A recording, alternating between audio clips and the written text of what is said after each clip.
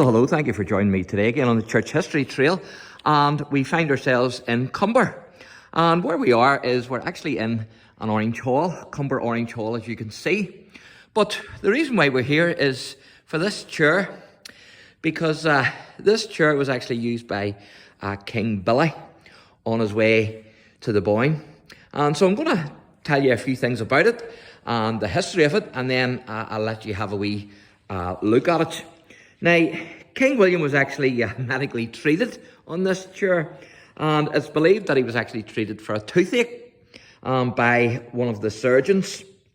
And so he was treated in this chair on his march to the Battle of the Boyne in 1690. And it had originally been the property of a surgeon called Sanford. And so it was the surgeon, I would believe then, who actually treated William. And so he was an officer in King William's army.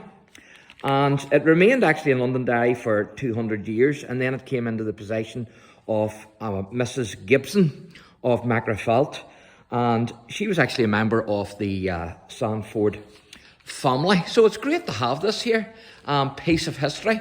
And of course, this isn't the only King William chair that I have recorded, because there's another one in St George's Church in Belfast. But there's also another one in St Patrick's Church down in Dublin as well. And so it's great to have these. Now, on her death then, it became the property of Dr. J.A. Smith, whose mother was actually connected to the Sanford family. And Smith, at the end, descended, to Mr. H.C. Smith, who was in New Zealand. And he had permitted it then to remain in Mr. Gibson's care for 8 or 9 years. So it's quite amazing, and it's fantastic to have this, to think that we have a direct connection here with King William III, who was, of course, King of England, Scotland and Ireland. So absolutely fantastic. Now, the chair then was presented into the care of COMBER Orange Lodge, and the chair itself is actually made of oak, and that has been preserved in a remarkably good condition, as you can see.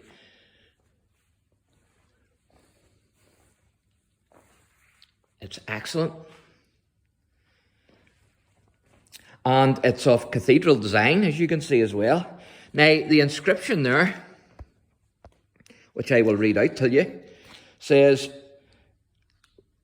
"Chair upon which King William the third Prince of Orange rested on his way to the Battle of the Boyne 1690, and it was presented then to the trustees of COMBER Orange Hall by Mr. H.C. Smith, 14th of January 1926.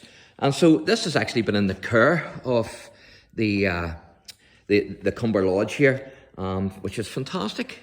Absolutely brilliant. And of course, this hall itself is a bit of history to this hall, because this hall was actually erected in 1875. And so there's a wee bit of history to this hall as well. But I have a gentleman here who's going to have a wee chat with us. Would you like to introduce yourself? My name's Brian Hunter, and I am a past district master of COMBER Loyal Orange Lodge, number 15. Well, I'm pleased to meet you, Brian. And you're going to tell us a wee bit of history then of some of the paintings. Yes, we have a few portraits on the wall here. The first one here is of Dr.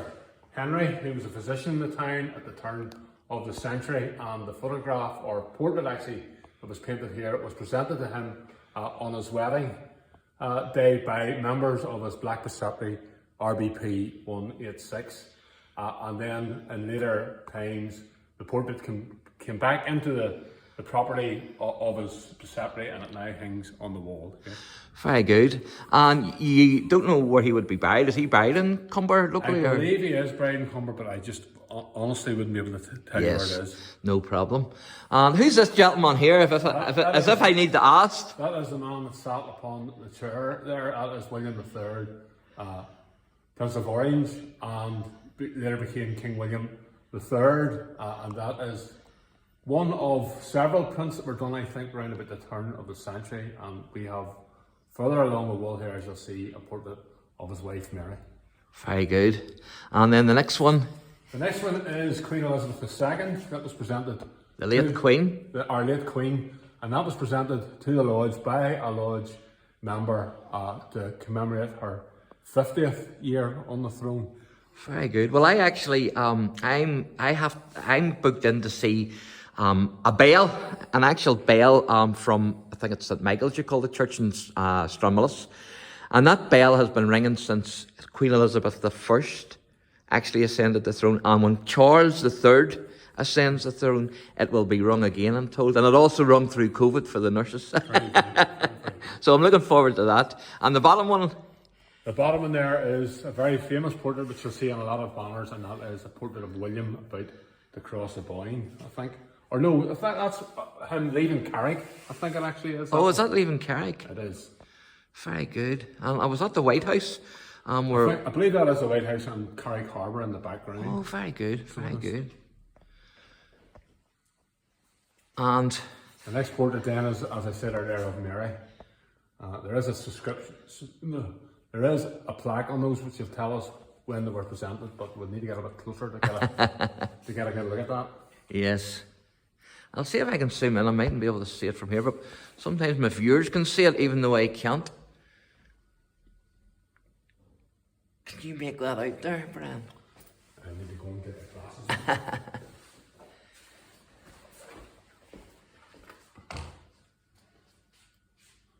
Yeah, presented to the trustees of Comber Orange Hall by the late Bessie Stone, who lived out at Barn Hill. Very good. And then this gentleman here? This gentleman here is John Miller Andrews, who was Grand Master of County Down Grand Orange Lodge, Grand Master of the Grand Orange Lodge of Ireland, and the second Prime Minister of Northern Ireland. He was also the brother of Thomas Andrews, who went down in the Titanic, and part of the very famous Andrews family, who were the mill owners here in Comber.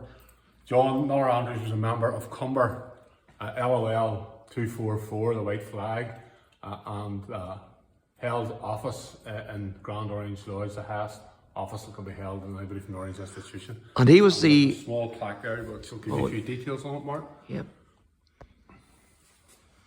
Let's see if I can see that. That's Worshipful Brother J.M. Andrews, 1871 to 1956, Prime Minister of Northern Ireland, 1940 to 1943, and that's Imperial Grand Master of the Grand Orange Council of the World, 1949, and Grand Master of the Grand Orange Lodge of Ireland, 1948 to 1953, and County Grand Master of County Down, 1942 to 1954, and that's Comber White Flag, LOL 244. Now, I have to say, I didn't actually know that. What was his first name again? Sorry, John Miller Andrews. Yes, John Miller Andrews, the ex-Prime Minister. I didn't actually of Northern Ireland.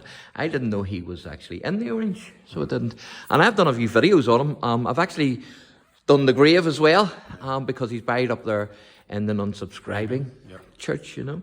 And sorry, yes. Which is where the Andrews family were all great members of that church there at the non-subscribing. So yes, that's right. The minister actually, him and his wife, gave me a wee tour around, so they did.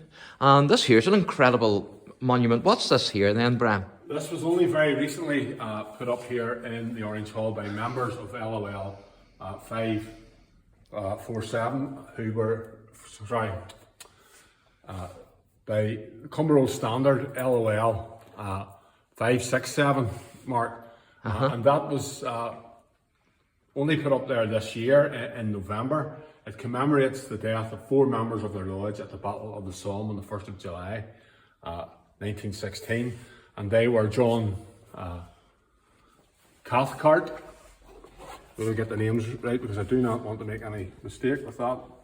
They were John Cathcart, John Donaldson, James Donaldson and Samuel Donaldson, 3 members of the same family, the Donaldson. My goodness. Were all killed. They were all wiped out. On the 1st of July. Oh, dear. Was that the Somme, did you say? It was at the Somme, yes. Now, apparently they had a younger brother, and after that happened, their mother wouldn't let him join up after that. Was he the only brother left then? He was the only brother left. I'm not surprised she wouldn't let him. Out of the Donaldson family, but the three brothers were killed at the Battle of the Somme. And you can see on the memorial there, it shows what I think is the emblems on the death penny and then all the medals from that time which would have been awarded the Donaldsons, and also the cap badge of the regiment, My goodness. and the UVF pin badge.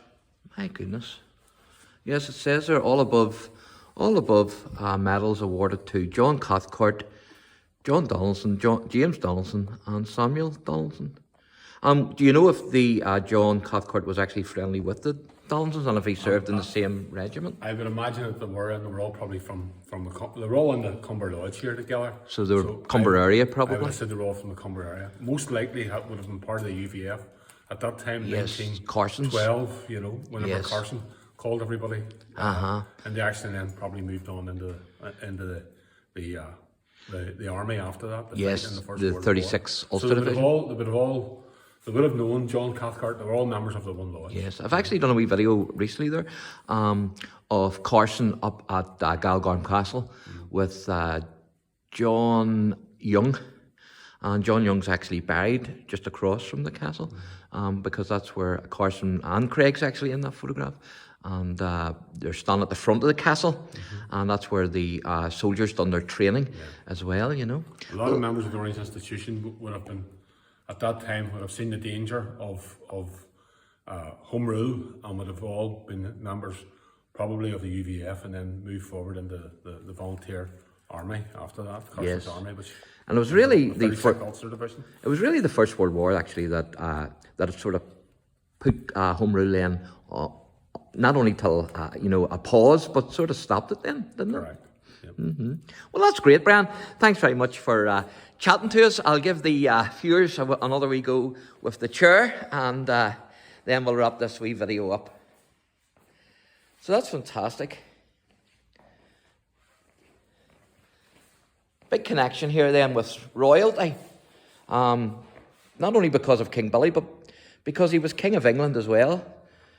So amazing. And that's the wee inscription then. Absolutely fantastic.